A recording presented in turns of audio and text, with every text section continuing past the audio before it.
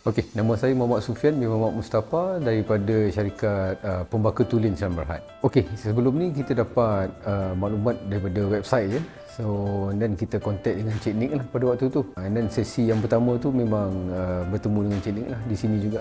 Okey, syukur Alhamdulillah sesi yang memang kita tunggu-tunggu pun sebenarnya. Jadi melalui sesi yang baru saja kita selesai tadi, memang banyak maklumat, info dan juga pencerahan daripada Tuan Haji yang membuka minda kami lah berkenaan dengan pengurusan ejen, sistem dan macam mana untuk kita develop sistem secara keseluruhan daripada awal sampai akhir lah. Itu yang penting.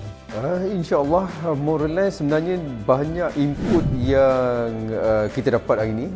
Ada part yang kita tahu dan ada part yang baru kita tahu, especially berkenaan dengan pengurusan ejen dan sebagainya lah.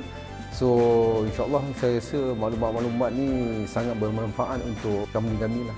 Okey, untuk company-company di luar sana yang masih belum menyertai ejen to you ni, saya rasa kalau bisnes kita melibatkan ejen yang ramai, saya rasa memang sangat sesuai lah untuk kita collaborate dengan ejen to you, terutamanya untuk pengurusan ejen lah, dan juga pengurusan dari segi ejen dan juga orang kata apa, dari segi rewardnya dan sebagainya lah.